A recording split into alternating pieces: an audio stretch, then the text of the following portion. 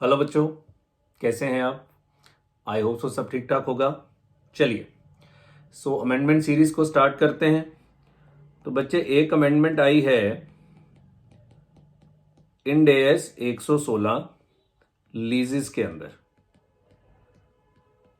ये अमेंडमेंट है recently, I think 24 जुलाई के करीब ये अमेंडमेंट्स ऐड करे गए थे इंड एएस के अंदर। डेट हमारे लिए रेलेवेंट नहीं है, ठीक है ना।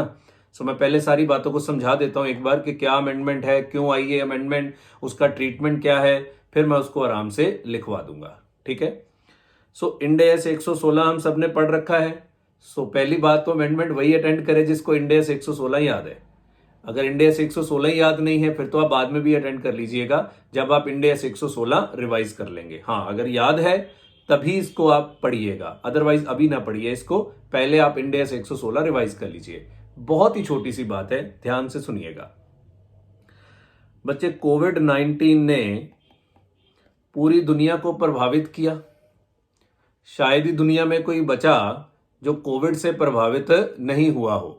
सबको कोविड ने प्रभावित किया। तो इंटरनेशनल अकाउंटिंग स्टैंडर्ड बोर्ड ने कोविड-19 के कारण इंड एएस 116 के अंदर एक छोटी सी अमेंडमेंट करी।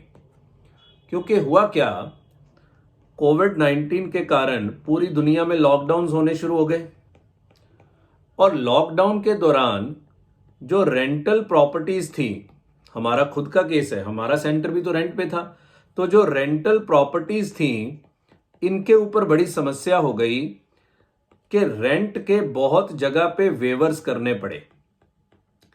जैसे हमने जो जगह किराए पे ले रखी थी, तो हमारे देश में, अपने देश की बात करते हैं, ध्यान से सुनिएगा। तो हमारे देश में आई थिंक 24 मार्च के करीब लॉकडाउन हो गया था। 24 मार्च के 25 मार्च मुझे याद नहीं है, हम 1/4 लेके चलते हैं। मान लो 1/4 है ना। अब 1/4 को मेरा सेंटर बंद है, किराया तो वो एडवांस में ले लेते हैं। तो मार्च के महीने का किराया तो मैं दे चुका हूं, मार्च के महीने का किराया मैं दे चुका हूं। अप्रैल, मई, जून, मान लो 3 महीने तक सेंटर इज क्लोज्ड। हालांकि सेंटर्स तो उसके बाद में भी क्लोज रहे, पर फिलहाल मान लीजिए 3 महीने तो लॉकडाउन चला ही। मुझे एग्जैक्टली नहीं याद कब ये पूरा खुल गया था, आई थिंक 18 मई को खुल गया था। हम 3 महीने लेके चलते हैं। अब हमने जो लैंडलॉर्ड था, जिसकी जगह पे हमारा सेंटर था, हमने उसको बोला भाई कि ये हमारा काम तो चल नहीं रहा, तो ये 3 महीने के रेंट का कैसे करना है। तो उसने बोला देखो जी, मैं रेंट वेव तो नहीं कर सकता, हाँ एक काम कर सकता हूं कि मान लो मेरा 20,000 रुपया पर मंथ का रेंट है, तो आपका 60,000 रुपये पर मंथ रेंट बनता है। तो एक काम करिए, ये 3 महीने आप किराया ना दीजिए, ये 3 महीने आप किराया ना दीजिए। हाँ, जब आप आगे किराया देना शुरू करेंगे तो टोटल 60,000 है, ये आप मुझे 6 किश्तों में 10-10 हजार करके जमा करा दीजिएगा। टोटल 60,000 है, 10,000 एक्स्ट्रा, मतलब 20,000 तो उस महीने का देना ही देना है, प्लस 10,000 एक्स्ट्रा, टोटल 60,000 मुझे 6 किश्तों के अंदर जमा करा दीजिएगा। हालांकि हमारे साथ ऐसा नहीं हुआ, ये मैंने कहानी बनाई है। हमारे वाले ने तो किराया छोड़ा ही नहीं, वो तो कह रहे जी जमा कराओ नहीं तो खाली करो, सीधा सिस्टम है, तो मैं उसकी बात नहीं करूंगा, ठीक है। 20,000 और 10,000 रुपये एक्स्ट्रा जमा करा दीजिए। कुछ ने ये किया, कईयों ने ये किया कि हम लोग 50% रेंट का वेवर कर देते हैं। 50% वेवर कर देते हैं जी, 50% तो आपको देना ही पड़ेगा। क्या ये 50% वो आगे रिकवर करेगा? नहीं नहीं नहीं, वे भी कर दिया लोगों ने। कईयों ने पूरा भी माफ किया, कईयों ने तो पूरे का पूरा रेंट भी माफ कर दिया, कईयों ने बिल्कुल ही नहीं किया। हुआ क्या, बहुत जगह पे लीज रेंट्स के अंदर मॉडिफिकेशन होना शुरू हो गया। ड्यू टू कोविड-19 लीज रेंट में मॉडिफिकेशन शुरू हो गया। ये थी सिचुएशन। अब come to the Ind AS 116। Ind AS 116 में हमने लीज मॉडिफिकेशन करके एक टॉपिक पढ़ा हुआ है।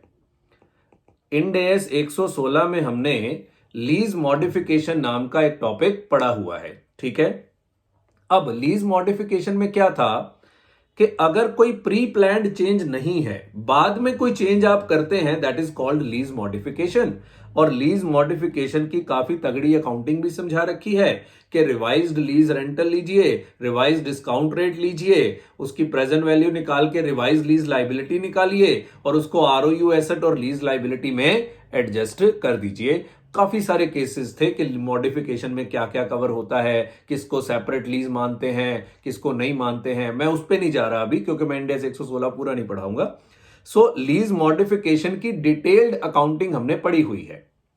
तो मॉडिफिकेशन अगर प्री प्लान होता है तो उसको हम लीज रीमेजरमेंट बोलते थे। ये रीमेजरमेंट नहीं है, ये तो मॉडिफिकेशन है ना, क्योंकि लीज रेंटल में ऐसा कुछ बदलाव आएगा, ये आपके लीज कॉन्ट्रैक्ट में थोड़ा ना लिखा हुआ था। ये तो कोविड की सिचुएशंस के कारण इस तरह के बदलाव आपको करने पड़े, तो ये प्री प्लान नहीं थे। सो दिस इज क्या, lease modification. So international accounting standard board को लगा कि अगर हमने इसको लीज मॉडिफिकेशन बोला तो लोगों को तो अकाउंटिंग करने में बड़ी समस्या का सामना करना पड़ेगा, और सारी दुनिया में यह प्रॉब्लम है। तो मॉडिफिकेशन की अकाउंटिंग इजी तो है नहीं, सारे के सारे अनुमान दोबारा लगाइए, डिस्काउंट रेट दोबारा लगाइए। तो इस सिचुएशन को एक स्पेशल सिचुएशन मानते हुए उन्होंने मॉडिफिकेशन अकाउंटिंग से ऑप्शनल एग्जम्पशन दी है कि ऐसा अगर होता है तो आपको मॉडिफिकेशन अकाउंटिंग लगाने की जरूरत नहीं है। तो फिर क्या लगाना है वो करेंगे बात अभी थोड़ी देर में, ठीक है। अगर कोविड-19 के कारण, ध्यान से सुनना, टोटल 4 कंडीशंस हैं ये अमेंडमेंट लगाने के लिए। कितने? 4 कंडीशंस हैं। मैं मोटा मोटा बता रहा हूं, चारों की डिटेल में भी जाऊंगा। अगर कोविड-19 के कारण लीज रेंटल में कुछ बदलाव हुए हैं, so that will not be treated as lease modification, और ये ऑप्शनल है। मैं अभी फिर बोल रहा हूं, ये पूरी बात नहीं बोल रहा मैं। टोटल कितने कंडीशंस हैं? 4।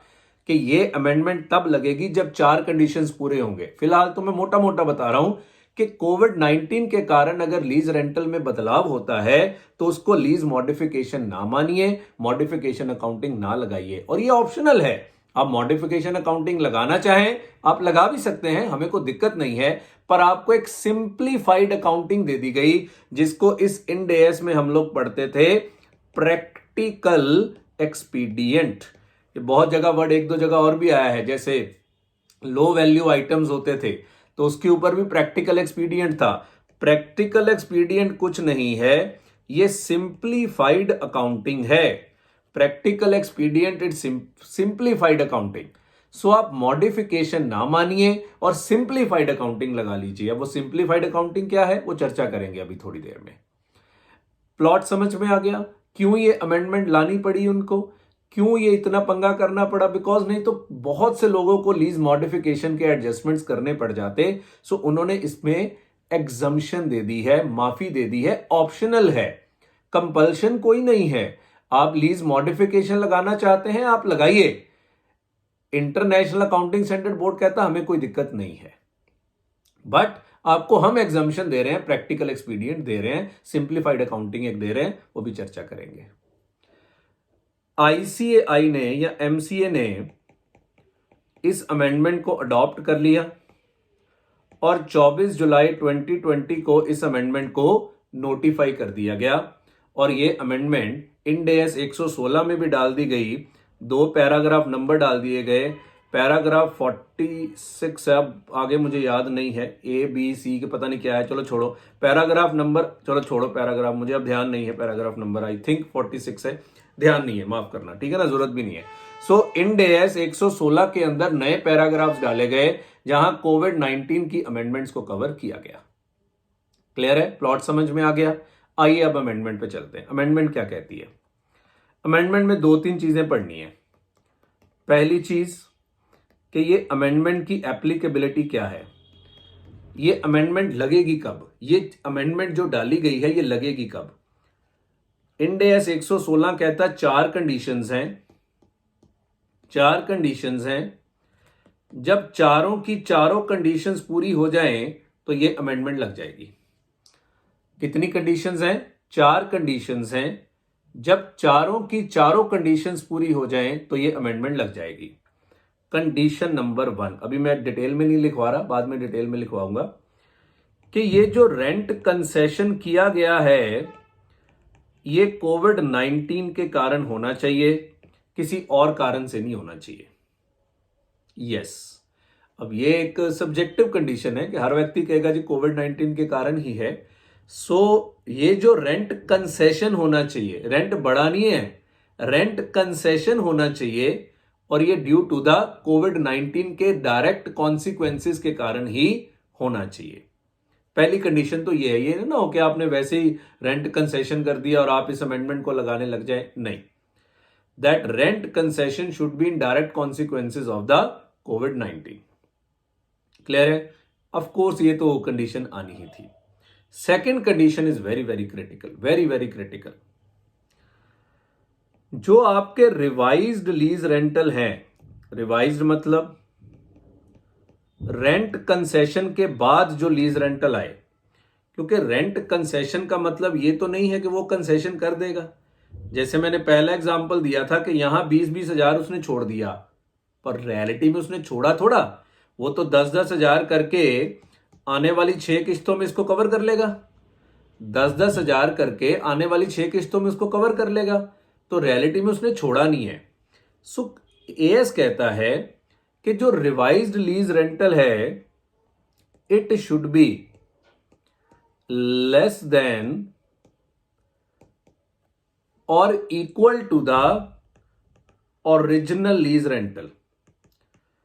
मतलब रेंट में मॉडिफिकेशन के बाद जो टोटल लीज रेंटल आएगा, मॉडिफिकेशन के बाद जो टोटल लीज रेंटल आएगा वो ओरिजिनल लीज रेंटल से या तो कम होना चाहिए या बराबर होना चाहिए। ये मतलब है, समझ रहे हो? सब्सटेंशियली सेम और less than the lease rental immediately preceding the change. Sir समझ नहीं आई बात, ध्यान से सुनना, बहुत ही ध्यान से सुनना। मान लो आपने 1/4/2019 को एक जगह किराए पे ली और लीज रेंटल फिक्स हो गया 10,000 पर मंथ। मैं अलग अलग सिचुएशन समझाऊंगा तो सारी सिचुएशंस को समझना है। इसमें से प्रैक्टिकल आने के चांसेस कम है, थ्योरेटिकल आने के चांसेस ज्यादा हैं। लीज रेंटल फिक्स हो गया 10,000 पर मंथ। 31 मार्च 2020 तक आपने सारा लीज रेंटल पे करते रहे, कोई दिक्कत नहीं थी। 1/4/2020 को मान लो आपके देश में लॉकडाउन लग गया। बच्चे मैं अब हाइपोथेटिकल डेट्स लूंगा ना, एग्जैक्ट डेट्स लेके हमें क्या मिलना है, ठीक है ना? और 3 महीने तक वो लॉकडाउन चलता रहा। 3 महीने तक वो लॉकडाउन चलता रहा। सिचुएशन नंबर 1 कि ये महीने थे अप्रैल, मई और जून। सिचुएशन नंबर 1, उसने लीज रेंटल वेव ही कर दिए। Lease rental waived for 3 months. अच्छा मैं आपको एक और जानकारी दे दूं सवाल में, ये टोटल 2 साल की लीज है, 2 ईयर के लीज रेंटल है। अब अगर मैं आपसे पूछूं कि 2 साल के लीज रेंटल बनते कितने हैं, उसमें से 1 साल तो बच्चे निकल चुके हैं, 1 साल तो निकल चुका है, बचा कितना है? 1 साल। अब 1 साल के लीज रेंटल कितने बनते हैं? 10,000 इंटू 12, 1,20,000। ठीक है। कंडीशन नंबर 1, उसने ये 3 महीने के लीज रेंट वेव ही कर दिए। क्या वो इसको आगे रिकवर कर रहा है? नहीं कर रहा। तो इसका मतलब आफ्टर चेंज आपके इस साल के टोटल लीज रेंटल कितने होंगे? 90,000। मान लो ये 3 साल का लीज होता, चलो मैं इसको 3 साल लिख देता हूं। मान लो ये 3 साल का लीज है, तो फिर तो 24 महीने पेंडिंग हुए ना, इससे आपको ज्यादा बढ़िया समझ में आएगा। 3 साल का लीज है तो 24 महीने का कितना? 2,40,000। 3 साल का लीज है तो 24 महीने का कितना हो गया? 2,40,000। 3 महीने का रेंट वेव कर दिया, तो आफ्टर चेंज कितने महीने बचे? 9 महीने इस साल के, 12 महीने अगले साल के। 21 इंटू 10,000 कितना, 2,10,000। और बिफोर चेंज आपके लीज रेंटल कितने थे, वो तो पूरे ही थे, 24 इंटू 10,000 2,40,000। तो इंड एस 116 कहता है ये आफ्टर चेंज वाला शुड बी लेस देन और equal to the before change. मतलब कंसेशन हो रही है ये दिखना चाहिए। कंसेशन का मतलब क्या है कि चेंज करने के बाद या तो लीज रेंटल कम हो जाए या बराबर रहे, सब्सटेंशियली सेम। अब बराबर कैसे रहेगा वो भी बताता हूं। तो यहां कम हो रहा है तो क्या ये एग्जम्पशन लग जाएगी, यस लग जाएगी। ये आप प्रैक्टिकल एक्सपीडियंट लगा सकते हैं, ये अमेंडमेंट एप्लीकेबल है। दूसरी सिचुएशन, वो कहते हैं जी कि 3 महीने का तो लीज रेंटल नहीं लूंगा, प्लस आने वाले 3 महीने में आप 10,000 मुझे एक्स्ट्रा दे दीजिएगा, क्योंकि 10,000 10,000 10,000 30,000 मैंने छोड़ा है, तो आने वाले 3 महीने में ये मुझे दे दीजिएगा लीज रेंटल। मतलब रियलिटी में उसने छोड़ा कुछ नहीं है। अब बताओ कि आफ्टर चेंज और बिफोर चेंज लीज रेंटल कितने, बिफोर चेंज भी 2,40,000 और आफ्टर चेंज भी 2,40,000। क्या ये अमेंडमेंट लग जाएगी, यस लग जाएगी, लग जाएगी। अरे आपको लग रहा है छोड़ा तो कुछ है नहीं, रेंट कंसेशन कहां है बच्चे, छोड़ा है ना, ब्याज छोड़ा है। अगर आप प्रेजेंट वैल्यू टर्म्स में चेक करेंगे तो उसने ब्याज का नुकसान तो कराया ही है। जो 10,000 उसको यहां मिल जाना था वो 10,000 उसको बाद में मिल रहा है, तो रियलिटी में कंसेशन तो है। तो इसको भी आपका इंड एस कंसेशन मानता है कि after the change lease rental should at least substantially same होने चाहिए बिफोर द चेंज और लेस देन होने चाहिए। थर्ड सिचुएशन, वो कहता है जी अप्रैल मई और जून का किराया मैं छोड़ दूंगा, कोई दिक्कत नहीं है, पर मुझे 40,000 की रिकवरी करनी है। 10 + 10 यहां चाहिए, 10 + 10 यहां चाहिए, 10 + 10 यहां चाहिए और 10 + 5, चलो 10 + 10 यहां चाहिए। मतलब छोड़ा 30,000 और रिकवर कर रहा है कितना, 40,000।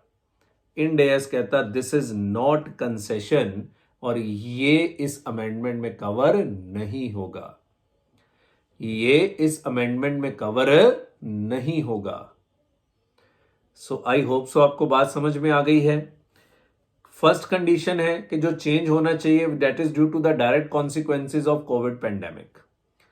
दूसरा है कि after change lease rental should be substantially equal or less than the lease rental before the change. Clear है? सो अगर कम है तो ये अमेंडमेंट लग जाएगी, बराबर है तो ये अमेंडमेंट लग जाएगी, ज्यादा है मतलब वो रिकवरी ज्यादा कर रहा है फिर ये अमेंडमेंट नहीं लगेगी, फिर आप प्रैक्टिकल एक्सपीडियंट नहीं लगा सकते, वो लीज मॉडिफिकेशन माना जाएगा। यही सबसे क्रिटिकल कंडीशन है, बस यही सबसे क्रिटिकल कंडीशंस है। क्लियर हो गया? तीसरी कंडीशन है कि ये जो रेंट कंसेशन होना चाहिए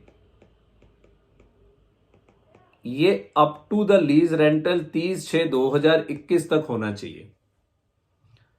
मतलब आप कंसेशन 30/6/2021 तक अगर दे रहे हैं, मान लो वो कह रहा है कि 30/6/2021 तक मैं रेंट ही नहीं लूंगा, तो भी इस अमेंडमेंट में कवर है। वो कह रहा है कि मैं तो 31/12/2021 तक रेंट नहीं लूंगा, इस अमेंडमेंट में कवर नहीं है, बिकॉज ये अमेंडमेंट 24 जुलाई 2020 को आई थी, तो तब आईसीएआई को लगता होगा कि 30/6/2021 तक तो कोरोना खत्म हो ही जाएगा। हालांकि अप्रैल 2021 शुरू हो गया और कोरोना तो दोबारा से शुरू हो गया, तो हो सकता है ये डेट आगे एक्सटेंड भी हो जाए, बट ऑलमोस्ट इकोनॉमिक एक्टिविटीज खुल चुकी हैं, सो अब चांसेस कम है। तो ये डेट 24 जुलाई 2020 को निश्चित की गई थी कि 30/6/2021 तक तो कोरोना चला ही जाएगा, तो जो रेंट कंसेशन हो रहा है वो अप टू 30/6/2021 तक की कंसेशन होना चाहिए। हाँ, रिकवरी बाद में कर ले, उसमें कोई दिक्कत नहीं है। मान लो वो कह रहा है कि 1 अप्रैल से 30/6/2021 तक, 1 अप्रैल 2020 से 30/6/2021 तक मैं रेंट नहीं लूंगा, बाद में सारा रिकवर कर लूंगा, उसमें कोई दिक्कत नहीं है। पर जो रेंट कंसेशन होना चाहिए वो अप टू लीज रेंटल 30/6/2021 तक ही होने चाहिए। बाद में वो रिकवरी कर सकता है, कंसेशन इसके बियॉन्ड नहीं होना चाहिए। तो इस अमेंडमेंट की तो लाइफ ही बड़ी छोटी सी है, क्योंकि इसके बाद तो सोचो ये लगना ही नहीं, 30/6/2021 के बाद तो ये लगना ही नहीं। तो बड़ी छोटी सी लाइफ है इस अमेंडमेंट की, अनलेस के डेट बढ़ा दी जाए, जो कि आई डाउट बढ़ाई जाएगी। कारण क्योंकि इकोनॉमिक एक्टिविटीज खुल चुके हैं, अभी एक सिर्फ थिएटर्स ही हैं जो प्रभावित हैं अभी भी, बिकॉज खोल दिए गए पर लोग जा नहीं रहे अभी।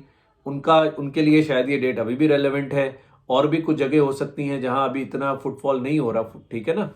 सो 30/6/2021 हम तो करंट एग्जाम की तैयारी के अकॉर्डिंगली पढ़ रहे हैं। और लास्ट है कि आपके लीज एग्रीमेंट में कोई और चेंज नहीं होना चाहिए।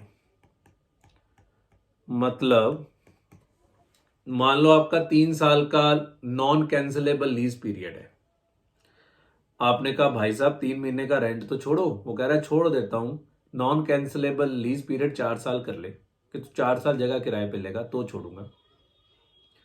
अगर ऐसा हो रहा है फिर इस अमेंडमेंट में कवर नहीं होगा।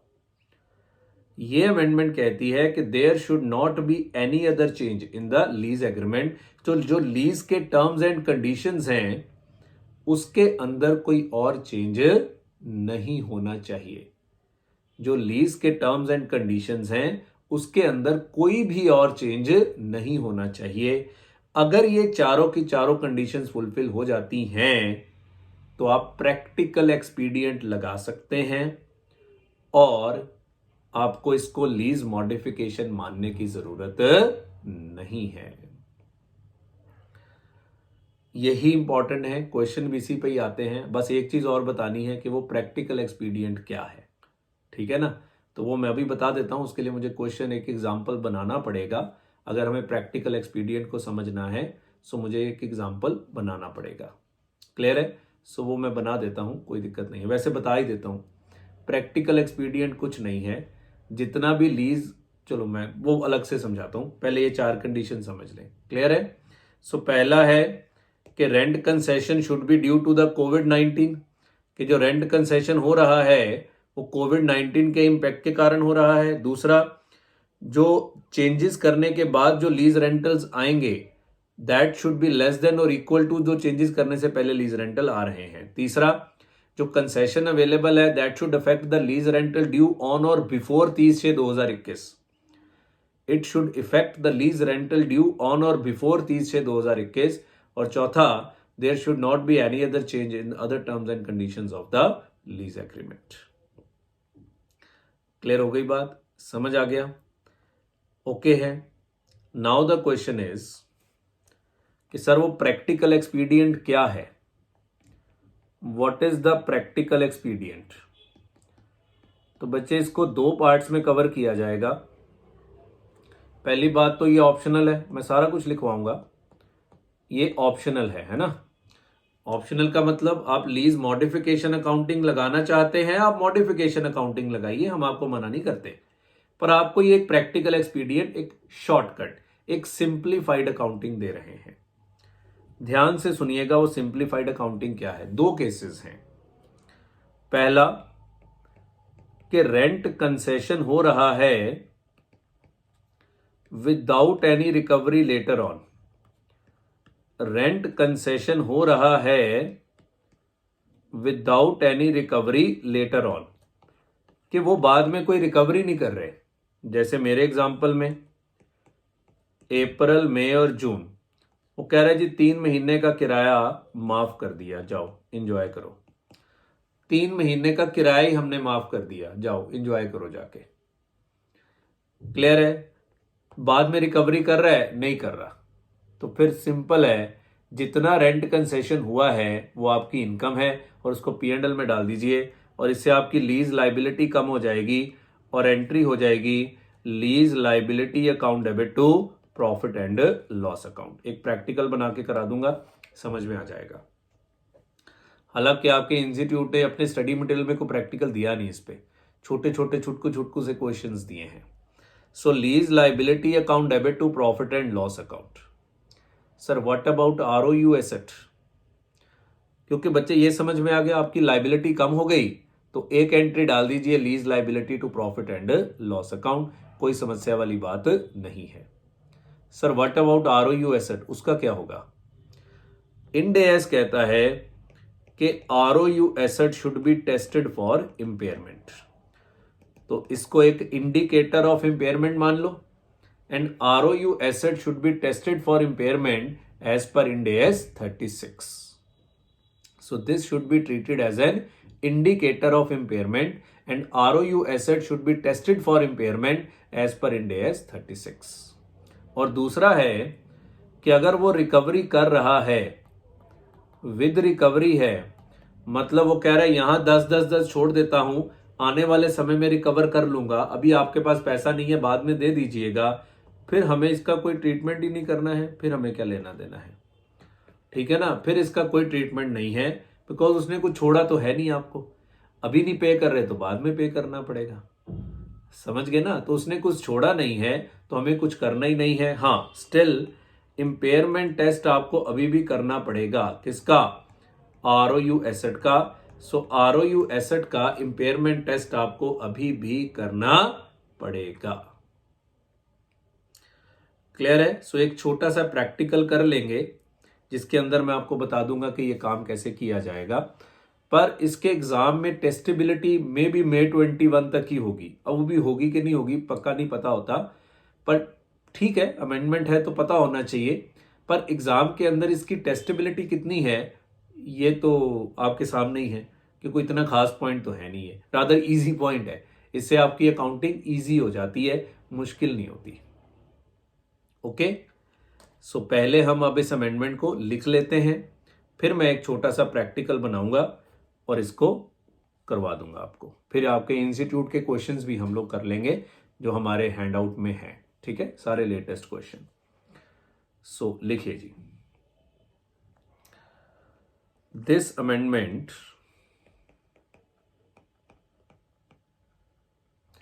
इज इंट्रोड्यूस्ड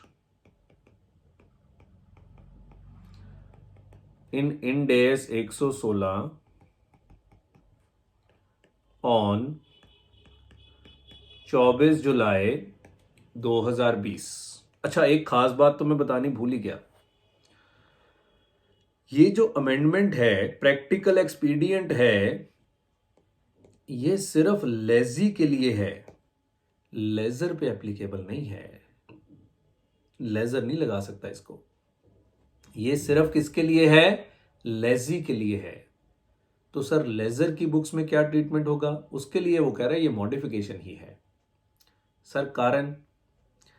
बच्चे लेजर के लिए तो एक ऑपरेटिंग लीज कॉन्सेप्ट भी तो है ना, तो लेजर को लगता है कि लीज मॉडिफिकेशन के बाद हो सकता है उसकी फाइनेंस लीज क्या नजर आ जाए? ऑपरेटिंग लीज, और ऑपरेटिंग लीज में तो वैसे ही सिस्टमैटिक बेसिस पे लीज रेंटल को राइट ऑफ किया जाता है, वहां तो ये सब पंगा होता ही नहीं, आरओयू एसेट और लीज लाइबिलिटी ये सब तो बनते ही नहीं है ऑपरेटिंग लीज में, वहां तो जितने लीज रेंटल होते हैं डिवाइडेड बाय पीरियड से डिवाइड करते हैं, बात खत्म। तो अ लेजर के लिए it will be a modification, और मॉडिफिकेशन के बाद हो सकता है पहले फाइनेंस लीज हो, बाद में ये क्या बन जाए? ऑपरेटिंग लीज बन जाए। तो लेजर के केस में क्योंकि ऑपरेटिंग लीज होता है, इसलिए लेजर के केस में इस अमेंडमेंट की जरूरत नहीं थी, बट लेजी में आपको पता है कि फाइनेंस लीज, ऑपरेटिंग लीज सब खत्म कर दिया गया, कैसी भी लीज हो एक्सेप्ट वो लो वैल्यू आइटम्स और एक आदि कोई और स्मॉल लो वैल्यू आइटम्स, और एक हमने और पढ़ा हुआ है, तो उसके ऊपर हमें प्रैक्टिकल एक्सपीडियंट मिलता है ना। अदरवाइज लेजी को तो हमेशा आरओयू एसेट और लीज लाइबिलिटी रिकॉर्ड करने पड़ते हैं। तो लेजर के केस में क्योंकि ऑपरेटिंग लीज कॉन्सेप्ट एग्जिस्ट करता है, इसलिए लेजर पे ही एप्लीकेबल नहीं है, ठीक है, तो मैं लिखवा दूंगा, लिखो, for applicability of this amendment, for applicability of this amendment, comma, following conditions are to be satisfied। so ये थ्योरी में आ सकती हैं। for applicability of this amendment, following conditions are to be satisfied। सब point A, rent concession should be due to direct consequences of COVID-19. Rent concession should be due to direct consequences of COVID-19. B. Total lease rentals after concession should be less than or equal to the lease rental before concession. Should be less than or equal to the lease rental before concession. C. Rent concession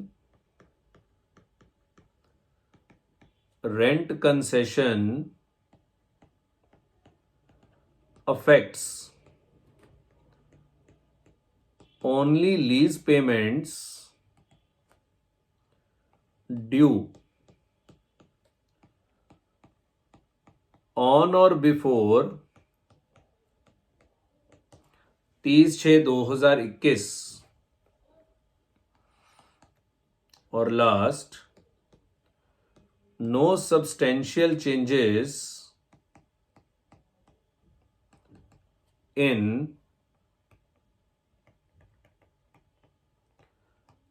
other terms and conditions of lease. No substantial changes in other terms and conditions of the lease. तो और कोई ज्यादा substantial changes नहीं आए हैं. Clear है? So अगर एक भी कंडीशन सेटिस्फाई नहीं होती तो ये क्या माना जाएगा? ये लीज मॉडिफिकेशन ही माना जाएगा. वो हम बाद में लिख देंगे. ठीक है? और अगर सारी कंडीशन सेटिस्फाई हो जाती हैं तो प्रैक्टिकल एक्सपीडिएंट. ठीक है? सो इसको पॉइंट्स बना लेते हैं. ये point number 1, point number 2, point number 3, accounting treatment.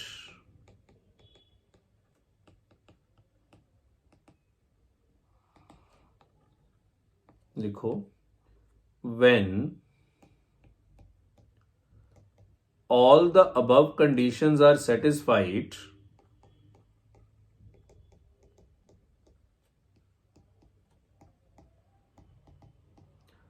then lessee is eligible to apply any of the accounting treatment as follows. Eligible to apply any of the accounting treatment as follows.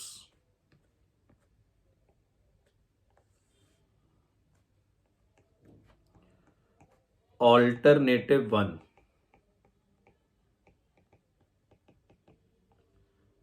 और Alternative 2. Alternative 1 और Alternative 2.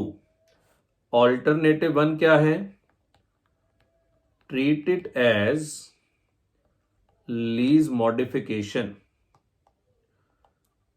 Treat it as lease modification and apply modification accounting.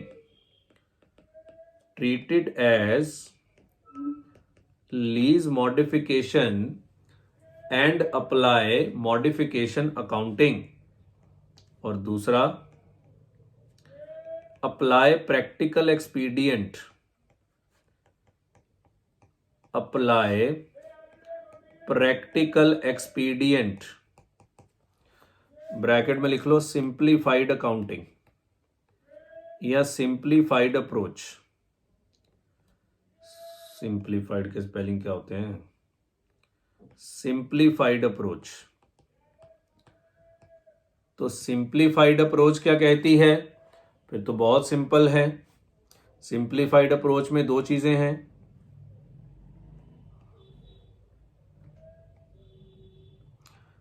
कि rent concession with recovery और rent concession without recovery. Rent concession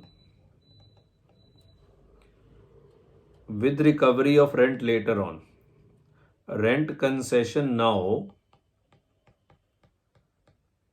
with recovery of rent later. और दूसरा rent concession without any recovery. Rent concession without any recovery. So बच्चे, अगर rent concession हो रहा है without any recovery, फिर तो एक एंट्री डालनी है, lease liability account debit to profit and loss account. और ये एंट्री किस अमाउंट से होगी? विद अमाउंट ऑफ रिडक्शन या with amount of concession. With amount of concession लिखिए यहां तक पहले।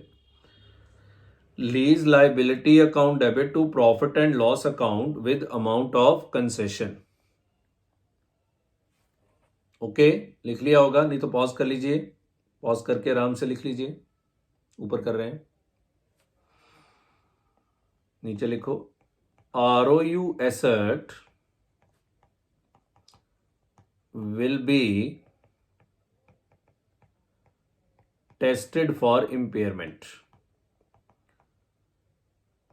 ROU asset will be tested for impairment. और यहां पे कोई ट्रीटमेंट रिक्वायर्ड नहीं है, बिकॉज बाद में वो रिकवरी कर ही लेगा, तो उसने कुछ छोड़ा तो है नहीं। No treatment is required. However यहां भी आपको ROU एसेट का इंपेयरमेंट टेस्ट करना ही करना है। Still ROU asset will be tested for impairment.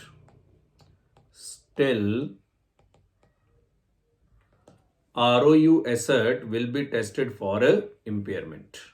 लिखिए जी।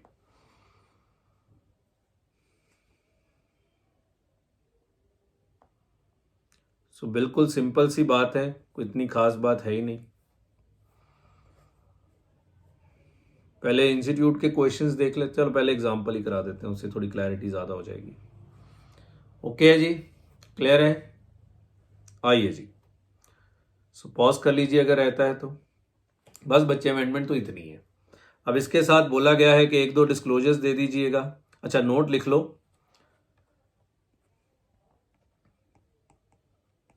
कि ये सिर्फ लेजी के लिए है, not for lessor. This amendment is applicable only in the books of lessee. This amendment is applicable only in the books of lessee and not in the books of lessor. Only in the books of lessee and not in the books of lessor. Lessor के लिए it still be treated as the lease modification only. ठीक है? फिर institute कहता है जी एक दो disclosures दे दीजिएगा कि अगर आप प्रैक्टिकल एक्सपीडियंट लगाते हैं तो एक दो डिस्क्लोजर दे दीजिएगा। Point number 4, disclosure requirements. Point number 4, disclosure requirements लिखो। ये डिस्क्लोजर बच्चे तभी देने हैं अगर आपने प्रैक्टिकल एक्सपीडियंट अडॉप्ट किया है। अगर आप इसको लीज मॉडिफिकेशन ही मान रहे हैं, फिर ये डिस्क्लोजर आपको देने की जरूरत नहीं है। ठीक है? So if lessee adopts to apply practical expedient, then following disclosures are required. Then following disclosures are required. So अगर लेजी कहता है कि मैं प्रैक्टिकल एक्सपीडियंट को अडॉप्ट करूंगा तो आपको ये वाले डिस्क्लोजर्स चाहिए. Sub point A, the fact that they have applied practical expedient. So पहले तो ये नोट लिख के बता देना है कि हाँ हमने प्रैक्टिकल एक्सपीडियंट लगाया है. Fact that they have applied practical expedient. बच्चे जो पीवीआर की बैलेंस शीट जरूर पढ़िएगा. इस साल की जो भी रिजल्ट आएगा पीवीआर का थोड़ी देर में, मई के महीने में पीवीआर रिजल्ट डिक्लेयर करेगा पिछले साल का 2021 का. तो पीवीआर की बैलेंस शीट को जरूर रीड करिएगा अगर इस अमेंडमेंट को देखना है. उन्होंने पक्का पक्का ये प्रैक्टिकल एक्सपीडियंट लगाया होगा बिकॉज उनके बड़े सारे रेंट वेवर्स हुए हैं. ठीक है. और दूसरा, जो भी अमाउंट आपने पीएनएल में डाला है वो भी बता दीजिएगा. The amount recognized in profit and loss account should be disclosed. The amount recognized in profit and loss account should be disclosed. लिखिए जी जल्दी.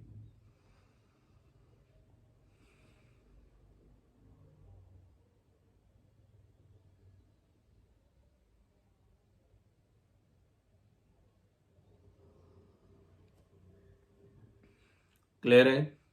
ओके. आखिरी बात, हालांकि पेपर के लिए इतनी रेलेवेंट नहीं है कि सर ये किस डेट से प्रैक्टिकली एप्लीकेबल है ये अमेंडमेंट.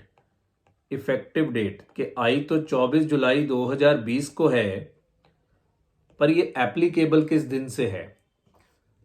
सो इंड एएस ने बोला है कि वैसे तो ये 1/4/2020 और उसके बाद ही एप्लीकेबल है, क्योंकि 2020 में तो आई है. समझ रहे हो ना.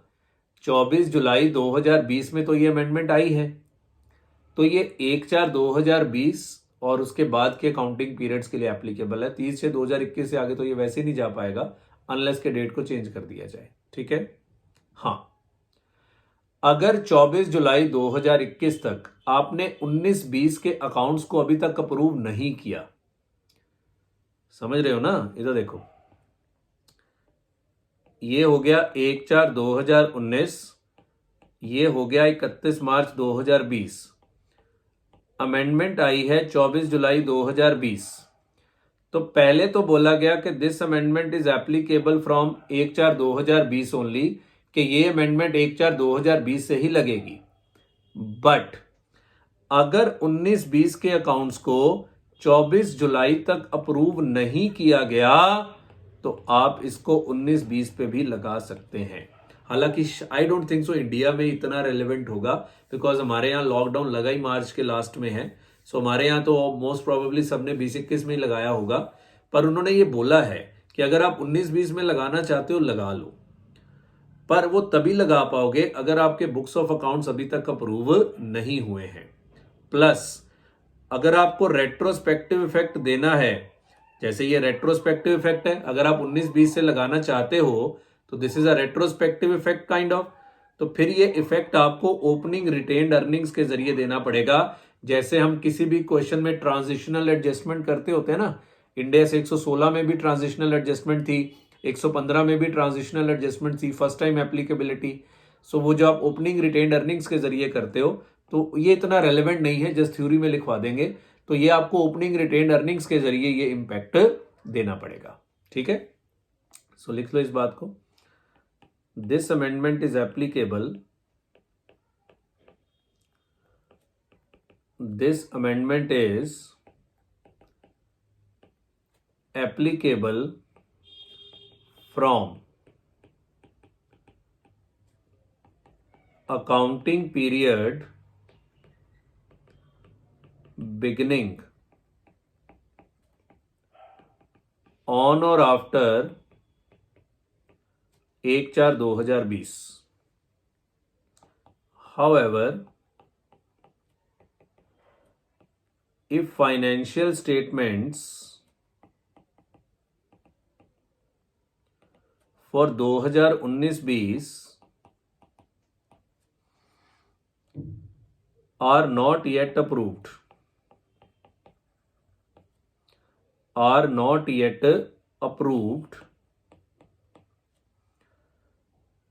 before the issue of this amendment,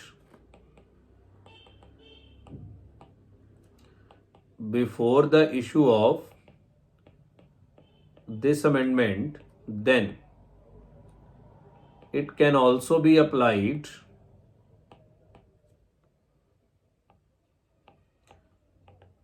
for 2019-20. तो फिर आप इसको 2019-20 के लिए भी लगा सकते हो, पर ये पुरानी बातें हैं ना, अभी तो 21-22 शुरू हो गया. सो ये सारी पुरानी बातें हैं. So retrospective effect should be adjusted through opening retained earnings. इस पर कोई सवाल नहीं है हमारे पास, क्योंकि ये बासी हो गया. Retrospective effect should be through opening retained earnings. So जो रेट्रोस्पेक्टिव इफेक्ट होना चाहिए वो ओपनिंग रिटेन्ड अर्निंग्स के जरिए होना चाहिए. क्लियर है? बस बच्चे, अमेंडमेंट तो इतनी सी ही है, लिख लीजिए इसको.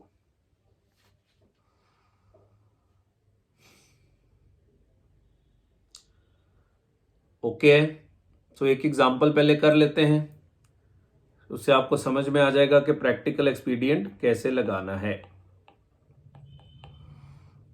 लिखिए जी.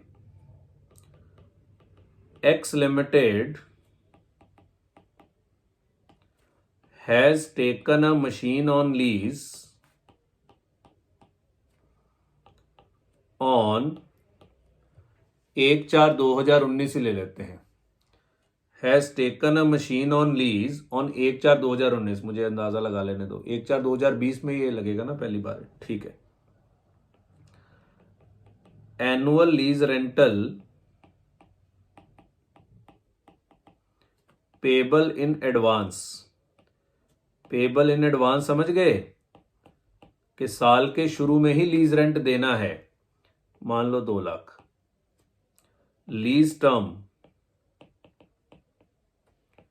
5 years. Lessee's incremental borrowing rate, IRR होता है ना, या तो आप लेजर का IRR लेते हैं, वो नहीं अवेलेबल होता तो लेजी का इंक्रीमेंटल बोरोइंग रेट लेते हैं. Lessee's incremental borrowing rate 12%. Due to COVID-19 rent due on 1/4/2020 is waived by lessor with 50%. चलो रिकवरी को छोड़ो. Rent due on 1/4/2020 is waived by the lessor. Recovery वाला पॉइंट भी करा दूंगा, समझ लो उसने वेव ही कर दिया. हम सिंपल पॉइंट रखते हैं. सो 1/4/2020 को उसने रेंट वेव ही कर दिया. Prepare lease liability account for 19-20, 20-21 and 21-22, assuming that lessee opts to apply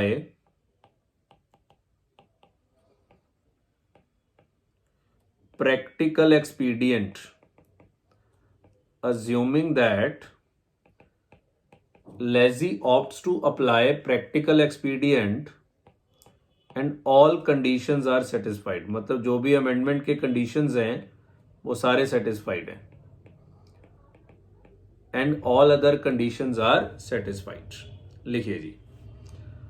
Lessee opts to apply practical expedient and all conditions are satisfied. बाकी सारे conditions जो हैं वो satisfy हो गए हैं. ओके है जी, लिख लिया। तो सवाल कुछ ऐसा है कि आपने 1/4/2019 को लीज पे लिया है 5 साल के लिए, तो हर साल कितना लीज रेंट है, 2 लाख रुपया हर साल के बिगिनिंग में पे करना है ना, इन एडवांस। 1/4/2020 को 2 लाख, देन यहां पे 2 लाख, देन यहां पे 2 लाख, देन यहां पे 2 लाख। सो पहला काम तो होता है कि 1/4/2019 को एंट्री डालनी। अच्छा, हुआ क्या है सवाल में, लीज टर्म 5 साल है, लेसिस इंक्रीमेंटल बोरिंग रेट 12% है, कोविड-19 के कारण 1/4/2020 का रेंट वेव कर दिया गया, ठीक है। बस उसके बाद तो लीज लाइबिलिटी अकाउंट मांगा है, तो ये वाला रेंट वेव हो गया है। सो पहले 1/4/2019 को आपने एंट्री डाली होगी, क्या एंट्री डाली होगी, ROU asset account debit to lease liability. 1/4/2019 को आपने एंट्री डाली होगी ROU asset account debit to lease liability, तो ये एंट्री होती है present value of lease rental. तो प्रेजेंट वैल्यू कैसे निकालेंगे, आज के 2 लाख की प्रेजेंट वैल्यू तो 2 लाख ही है, plus 2 lakh into present value annuity factor कितने पे, 12% comma 4। So 2 lakh plus 1 divided by 1.12, 3.037, 2 lakh into 3.037, तो ये आपने किया हुआ है। तो 2 लाख इंटू 3.037 प्लस 2 लाख, 807,400, 807,400। सो पहले दिन आपकी एंट्री हो गई। अब सवाल ने आपसे लीज लाइबिलिटी अकाउंट मांगा है 3 साल का, 19-20, 20-21 एंड 21-22। तो आइए बनाते हैं लीज लाइबिलिटी अकाउंट।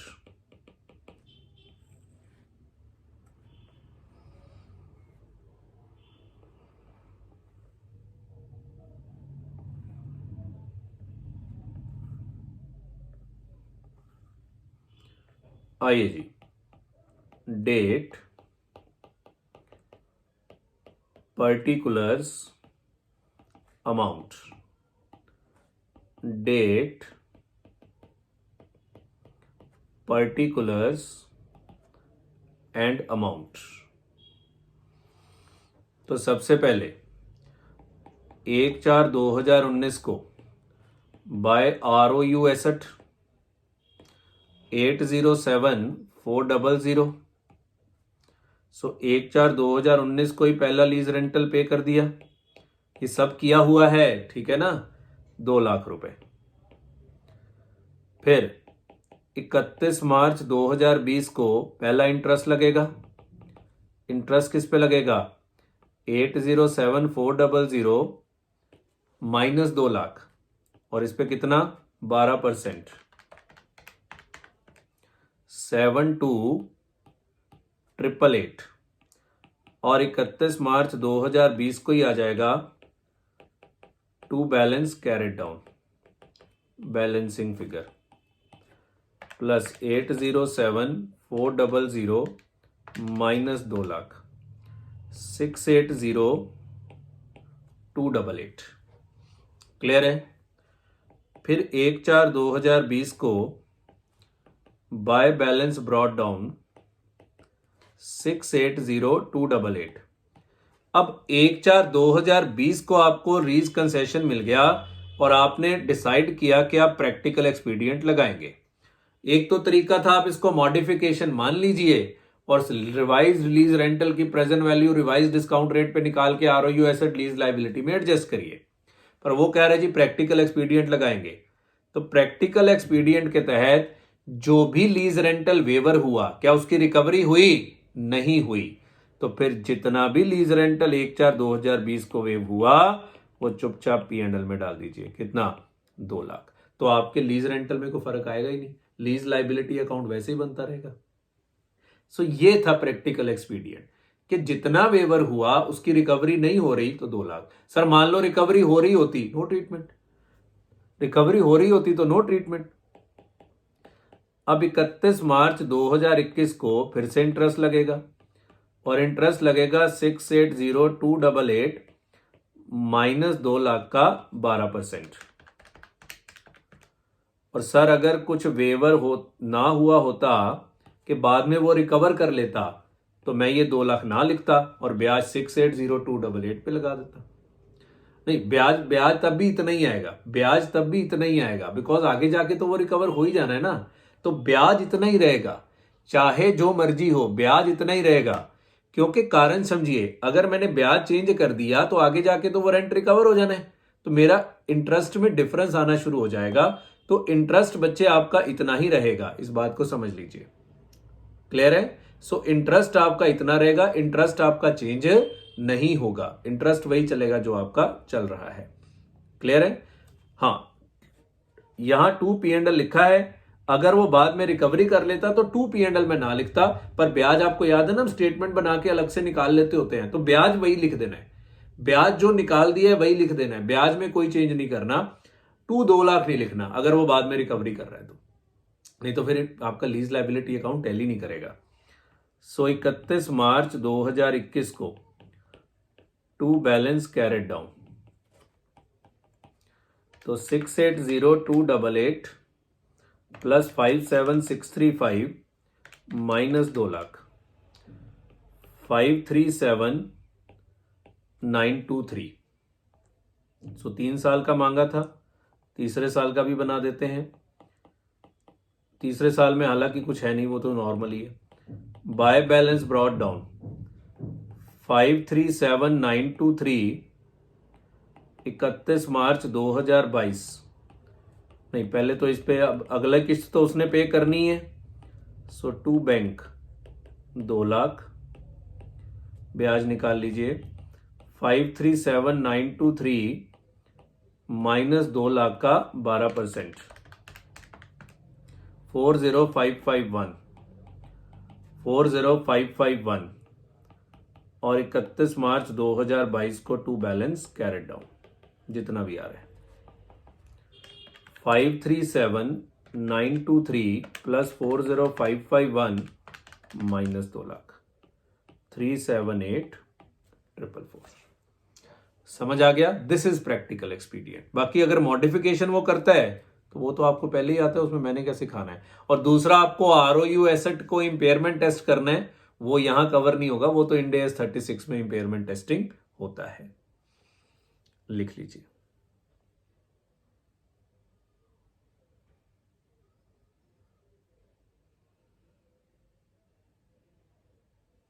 तो मैं इसी को ही मॉडिफाई करके दूसरा एग्जांपल बना के करा देता हूं जहां रिकवरी हो रही है साथ में। ठीक है, पॉज करिए, ऊपर करेंगे।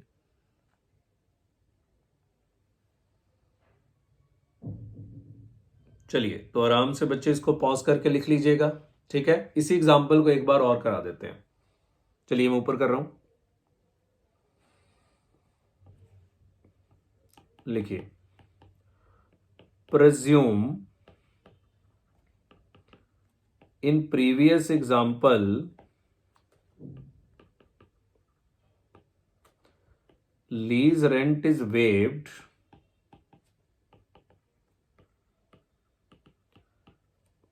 for 1/4/2020 and which is to be paid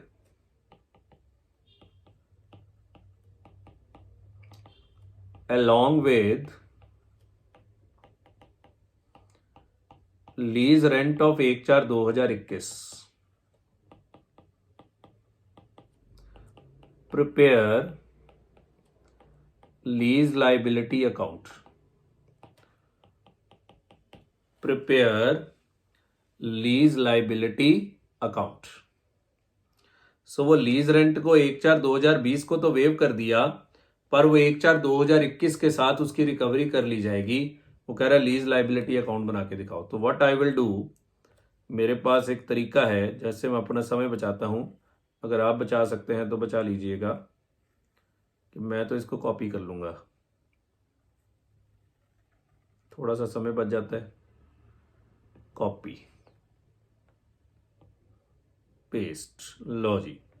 सो अगर आप ऐसा कर सकते हैं तो ज़रूर करिए, मुझे कोई दिक्कत नहीं है, नहीं तो दोबारा छापिए, घबराना नहीं है। सो जो भी चेंजेस है वो मैं रेड पेन से कर दूंगा सारे के सारे। सुनिए जी, पहले साल में तो कोई दिक्कत नहीं है, पहला साल तो वही है। दूसरे साल में अब ध्यान से देखिएगा, बहुत ही ध्यान से देखिएगा।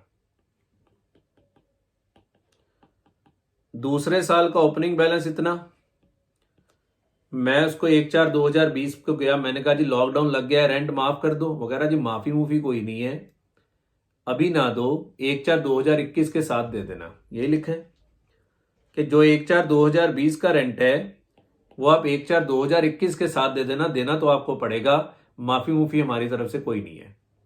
मैंने कहा जी ठीक है।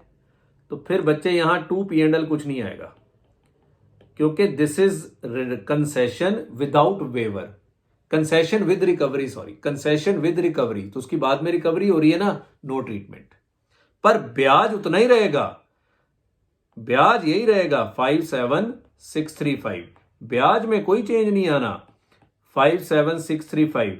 सर ब्याज में क्यों नहीं चेंज आना? और बच्चे अगर ब्याज में चेंज कर दिया तो आपका लीज रेंटल अकाउंट बाद में टैली नहीं होगा, समझो इस बात को, ब्याज में चेंज कोई नहीं आना, ब्याज उतना ही रहेगा।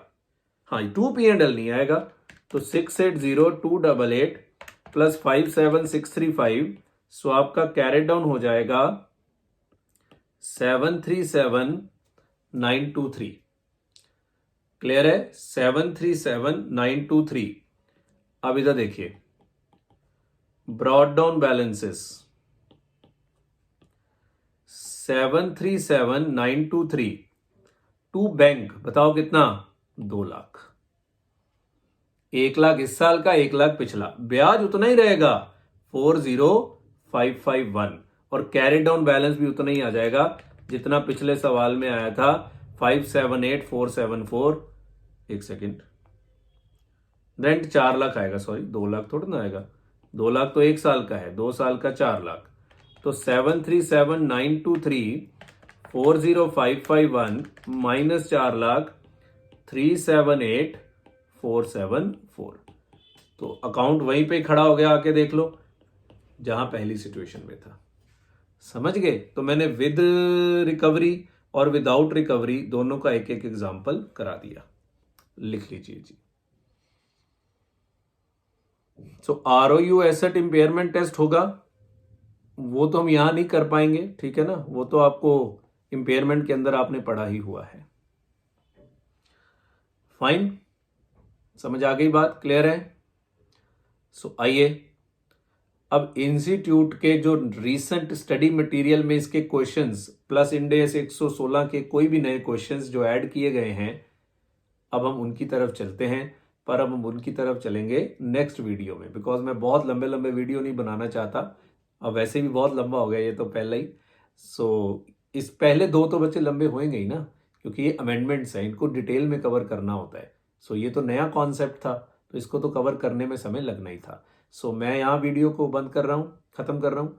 अगले वीडियो में हम इंड AS 116 के रीसेंट क्वेश्चंस जो भी ऐड किए गए हैं, चाहे वो कोविड के हैं या कोई भी ऐड किए गए हैं, वो हम नेक्स्ट क्लास में डिस्कस करेंगे, ठीक है ना। वीडियो कहना अच्छा नहीं लगता। बहुत बहुत धन्यवाद।